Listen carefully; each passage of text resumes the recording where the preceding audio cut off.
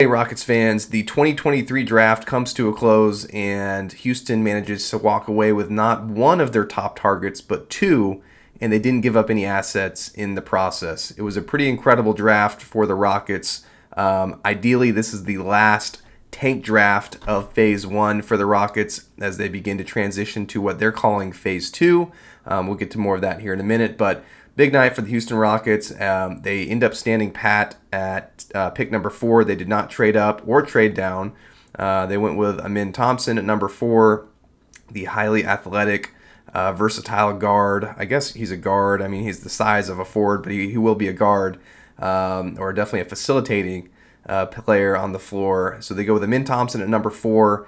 And then after trying to trade up to select this player, and I thought all along that Houston really was going to trade up from pick 20 to just add talent. I mean, they just have so many assets. It just made sense that Houston would work to trade up from pick 20 to go add more talent closer to the back end of the lottery. Stone actually confirmed that they were trying to do that. And the player that they were really targeting was Cam Whitmore. Whitmore, as we all know, ends up falling all the way to pick 20. The Rockets were unsuccessful. I guess, luckily for them, they didn't give up any assets in this process. Rockets were unsuccessful trading up, so they end up getting two of their top targets in Thompson at number 4 and Cam Whitmore at number 20, and walk away feeling pretty good about how the draft played out. So, all in all, I think there's a lot to be excited about for Houston. Obviously, they now have a really a lengthy list, if you will, of these young, talented, athletic players.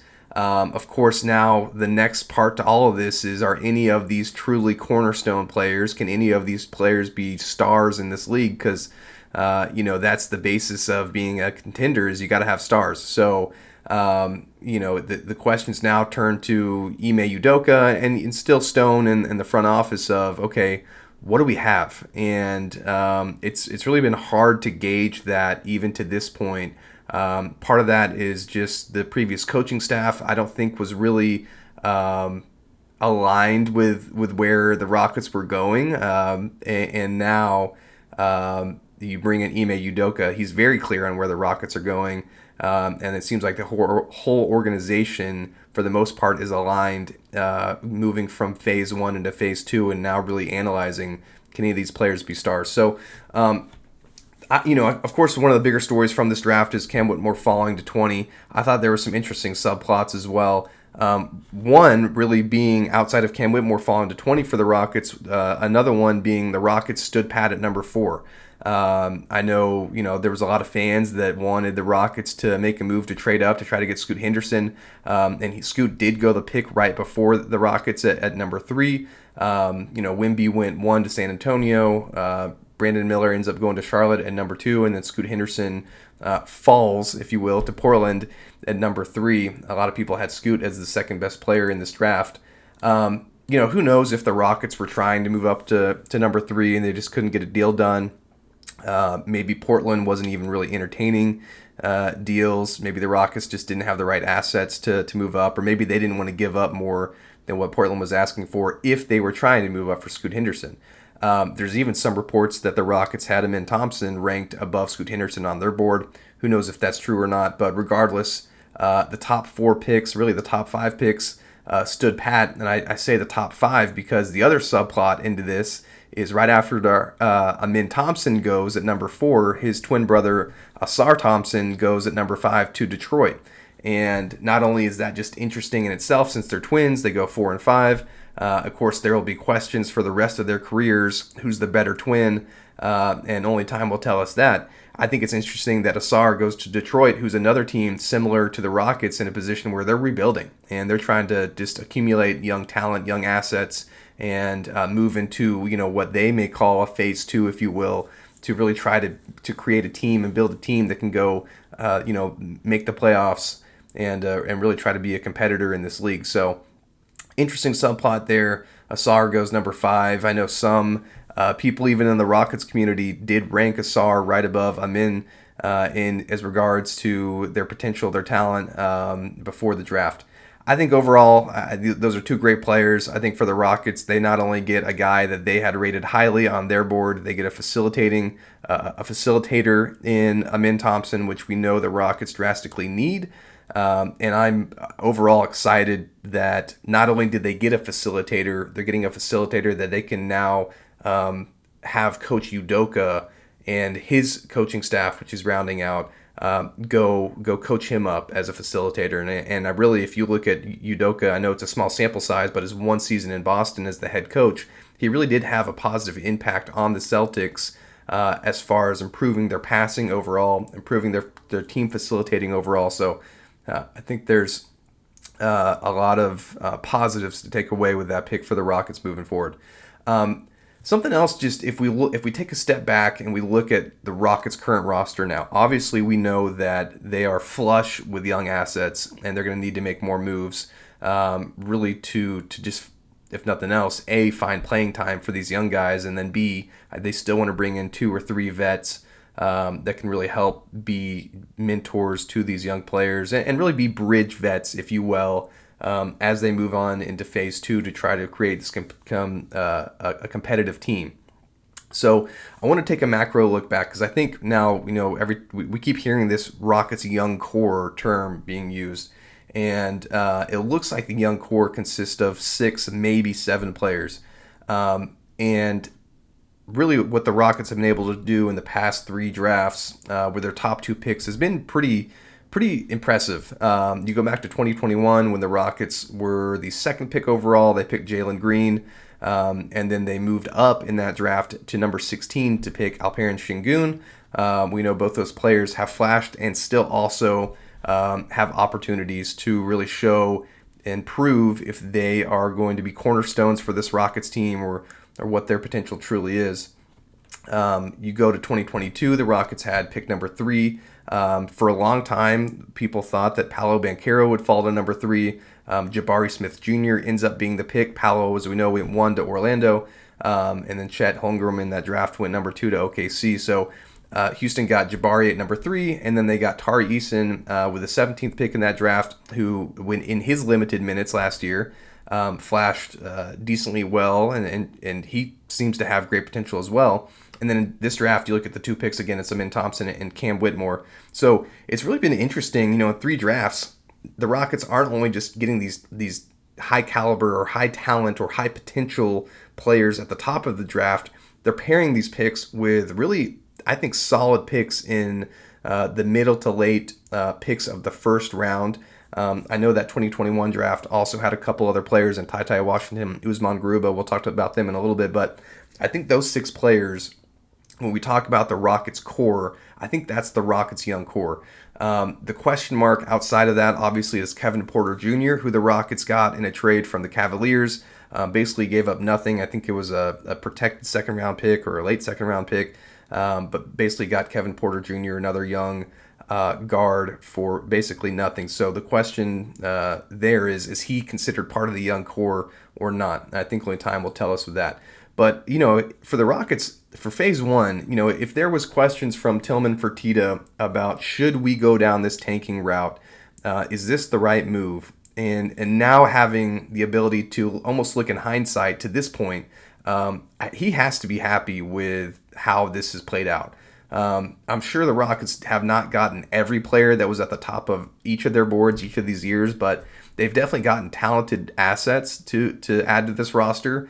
When you talk about these 6 to 7 key guys, and really that's all you can ask for in phase 1 is, let's tear it all down. Let's now start to acquire young assets with high potential, with talent that we see that could have the opportunity to become either cornerstones or high-end starters or key role players. And as we move into phase 2, let's pair that with a coach who we think can get the most out of these guys, and that's exactly what the Rockets have done. So I think, it's always funny to me when people ask, did this team win the draft, or let's give this draft, a grade or whatever. And I get it, that's part of it, part of the draft fun. I think for the Rockets, the question really is, did they win phase one based on what they wanted to do, based on what their goals were? And I think they did. When you look at just the 6 to 7 really key guys that they have going into this next season, I think they absolutely won phase one. So overall, we'll do a quick overview of what the Rockets have moving forward under contract. We know free agency starts here in about a week or so, but at point guard, as of right now, it looks like Thompson and Ty Washington are both there. At shooting guard or combo guard, you have Jalen Green, Kevin Porter Jr., Josh Christopher is another name that's still around who's flashed here in limited minutes, coming off the bench for the Rockets in the last season or so. Some of the forwards and wing players that they have now are KJ Martin, Cam Whitmore, of course. Jayshawn Tate is still currently under contract for the Rockets. And then another forward player that we talked about is Tari Eason. A power forward, Jabari Smith Jr. Looks like he's locked into a starting role for the Rockets for the immediate future. And then at center, you have Alperen Şengün and Usman Garuba. Now, there are some team options or qualifying offers for guys like Trevor Hudgens, Darius Days, and Daishen Nix. Given what the Rockets have accumulated so far in young talent, we're talking 6 or 7 key guys, plus other names like Josh Christopher, Ty Washington, Usman Garuba. It's hard to see that those last 3 guys will be part of the Rockets' future unless they maybe get optioned down to the G League, if that's possible, something like that. But again, the Rockets are now flush with young assets, and we know free agency is coming up. So this immediate next step, I'm calling it, you got to go trim the fat. And I think, with free agency coming up, that's what they're going to do. I also think what the Rockets will look to do is start probing around the league, looking into players that are around this age range that the Rockets will probably look at for guys that potentially could be in Houston for a longer time than the vets that they may sign in free agency. So I think after this draft, when Houston is looking at what next can we do? What other players can we bring in? What other talent can we add to this? I think there's 2 trains of thought. One are older bridge vets, mentors, guys that have been in the league for a decent amount of time that can come in and help positively impact the young players on the floor during games. I know names that have been floated out there are like Fred VanVleet, Brook Lopez, guys like that. And then also, I think right now the Rockets, because they have all these young assets, can then go probe around the league and say, hey, we have a collection of these young players. Maybe you have other team a player that their salary might be a little too large than what you want, which is really starting to come to fruition right now. Teams are making decisions on players that maybe they wouldn't have previously based on salaries with the new CBA that kicked in. So the Rockets could say, hey, we have this package or this collection of players we are willing to deal. Do you, team, want to take on these players or these young assets for that one player who might be 24, 25, 26, and maybe he's not necessarily a star for that team, but he's an up-and-coming player, and maybe his salary is a little higher than what that team can handle right now. And maybe the Rockets look to make a trade for a certain player. It's kind of, in my mind, the Warriors trading Jordan Poole to the Wizards is somewhat of an example. I know Chris Paul was involved in that, so this isn't exactly that same sort of situation what the Rockets would be in because they don't have Chris Paul, not anymore. But there's going to be more examples or more trades where teams are going to trade away players where their salary is just too big. And the new CBA is really going to start to kick in a year or so. So I think the Rockets are in a position to potentially capitalize on that. We'll do another video on who maybe that could be, and I'm sure there might be some rumors out there in the coming week or so of, hey, this team is looking to trade this player, or the Rockets may be targeting that player, or interested in that player based on that situation with them. And this is in conjunction with who they may be targeting in free agency as well. So all in all, to say, I think ideally this will be the last draft of phase one for the Rockets, of the last tank draft, if you will, since they've had 2 before this one. So in total they had 3. I think they won phase one for the most part. They not only did they get a collection of young assets through the draft, They were able to go out and hire what looks to be a high caliber coach in Ime Udoka, and then we'll see what they do in this final part of phase one in free agency in this offseason before the season gets going here in 2023, in the fall of 2023. So overall, Rockets fans, I think you should feel happy about the talent that Houston has collected to this point.